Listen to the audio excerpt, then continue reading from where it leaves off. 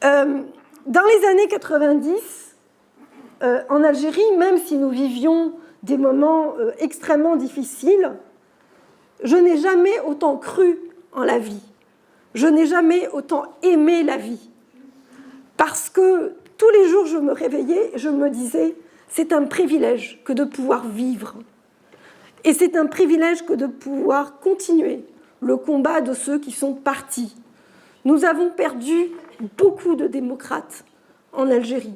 Nous avons perdu beaucoup de journalistes. Et on peut évidemment étendre à d'autres pays. Nous en avons aussi beaucoup perdu en Iran, 10 années auparavant. Et là, je vais peut-être élargir mon propos. Hier, c'était le 14 février. Je sais, vous pensez tous à la Saint-Valentin. Bon, c'est pas mon credo. Vous m'excuserez. Le 14 février de l'année 89, Salman Rushdie a été condamné à mort par Khomeini. Et une vraie galère a commencé. Évidemment, 10 ans auparavant, la galère touchait les Iraniens, le peuple iranien. Et on n'a pas su saisir, décrypter ce qui s'est produit en Iran. On a eu tout faux. On n'a pas compris que cette onde de choc, que cette vague allait se transposer, que 10 années plus tard, elle allait toucher l'Algérie, que 10 années encore plus tard, que l'Algérie elle allait toucher d'autres pays. En fait, on n'a pas compris que l'islam politique, finalement, c'est une onde totalement destructrice et qui se propage d'un pays à l'autre. À ce moment-là, les Occidentaux pensaient que cette menace allait rester quelque part coincée en Iran, coincée en Algérie, que cette histoire, finalement, c'était qu'une histoire de musulmans. Bien non. Cette histoire, c'est une histoire de pouvoir. L'islam politique, c'est le pouvoir. L'islam politique veut prendre le pouvoir. L'islam politique ne reconnaît pas les nations, ne reconnaît pas les peuples, ne reconnaît pas les nationalités. L'islam politique ne reconnaît pas les frontières. L'islam politique ne reconnaît que les croyants, que la grande Oumma.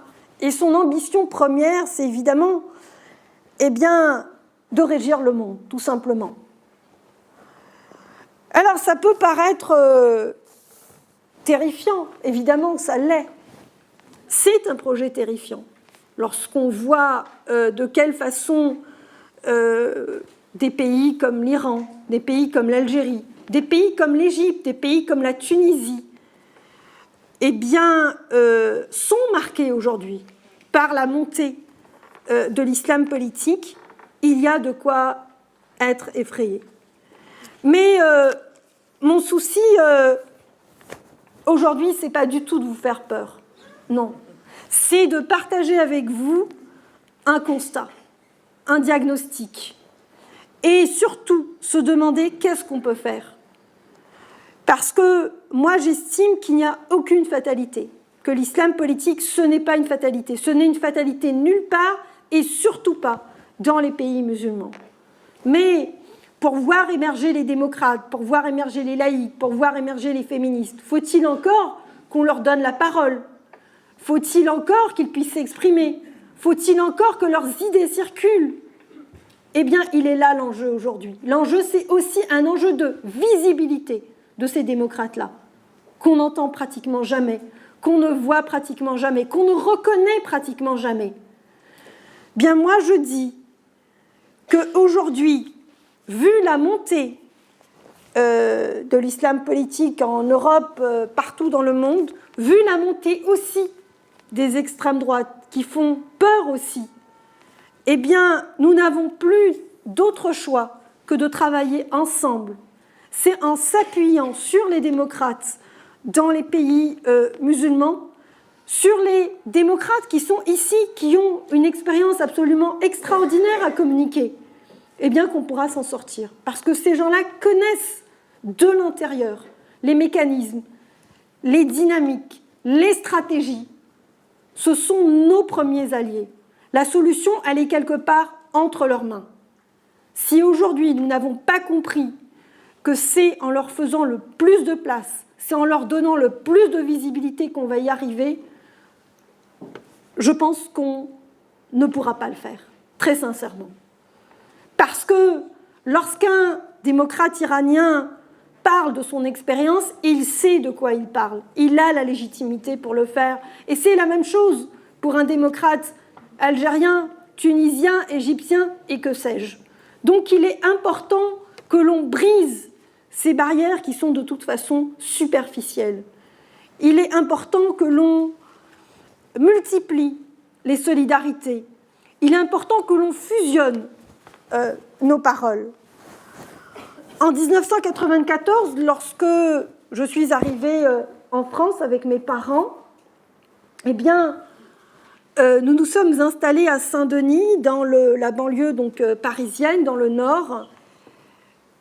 Et nous avons été en mesure, nous, à cette époque, de décrypter ce qu'aucun Français ne pouvait faire.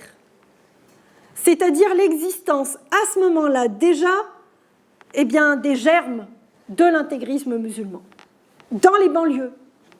On le savait, ils étaient, je veux dire, moi je travaillais à Stein dans une association d'aide aux devoirs, et je l'ai senti à travers un élément qui ne trompe personne, le rapport aux femmes. Donc il y avait déjà ce mépris, il y avait déjà cette diabolisation des femmes.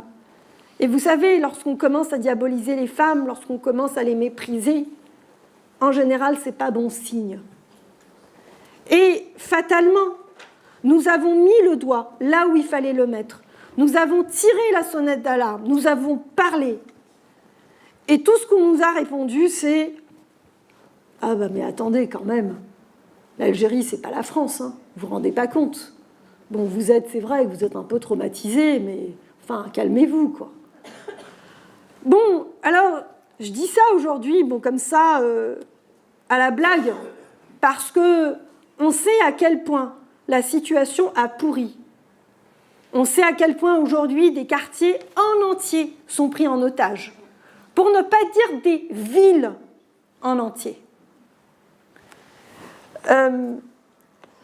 Donc, moi, en 1994, donc dans ce contexte-là où je voyais quand même qu'il y avait des choses pas normales qui se passaient dans cette France que j'aimais, que j'ai aussi quelque part idéalisée, eh bien, je me suis dit qu'il était temps peut-être de partir ailleurs. Et c'est ce que j'ai fait. Donc, en 1997, je suis partie. Loin, loin, loin. Parce que je voulais plus entendre parler de ces histoires-là. Non, je me disais, je commence à peine ma vie d'adulte, je ne vais pas l'entamer sur un non-choix, et donc je vais choisir pour moi-même, par moi-même. Il fallait choisir donc un pays démocratique, un pays qui respirait l'égalité, ouvert à l'immigration, et ça a été le Québec. Et sincèrement, j'ai cru pendant longtemps que là, le Québec allait être, et le Canada allaient être épargnés. Et j'ai entamé donc une vie extrêmement heureuse. J'ai demandé le statut de réfugié politique que j'ai obtenu. Je me suis inscrite à la maîtrise à l'INRS, énergie et matériaux. J'ai reçu une bourse pour faire mes études. Je découvrais le Québec, qui est un pays absolument fascinant, avec des paysages sublimes. Bref, tout allait bien, j'ai rencontré mon amoureux, tout allait bien. Tout allait peut-être trop bien. Et là, vint le 11 septembre de l'année 2001. Et là, les choses se sont corsées parce que je travaillais à cette époque au Parlement fédéral, donc canadien, et j'étais aussi correspondante de presse pour le journal Al-Watan. J'ai mesuré la force de frappe de l'islam politique. Je savais déjà d'une façon théorique que l'islam politique était une internationale, et là je le mesurer d'une façon très concrète. C'est-à-dire, à peine à une centaine de kilomètres, eh bien, nous avions vécu plusieurs attentats, donc le 11 septembre de l'année 2001. Et ma vie a basculé ce jour-là. J'ai réalisé que finalement ma responsabilité était grande, était importante, que ce que nous avions vécu en Algérie était suffisamment grave pour le conceptualiser, l'intellectualiser. Je me suis inscrite en Sciences Po, en droit international. J'avais envie de m'outiller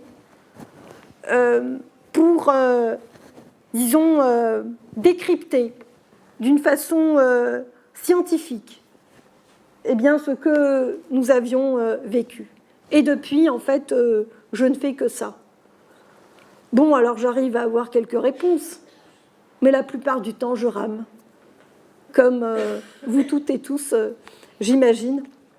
Mais je suis convaincue que, ensemble, à force de faire converger nos énergies, à force d'être lucide par rapport aux situations, par rapport à la situation, parce qu'il ne s'agit pas de l'embellir, il s'agit de la prendre telle qu'elle est, pour pouvoir aujourd'hui nous positionner puis bâtir eh bien, des dynamiques pertinentes et intéressantes pour faire avancer ces deux idéaux qui me tiennent à cœur, à savoir la laïcité et l'égalité entre les femmes et les hommes, qui sont, somme toute, bien les deux faces de la démocratie, tout simplement. Donc, en militant pour la laïcité, en militant pour les droits des femmes, eh bien, on ne fait que faire progresser la démocratie.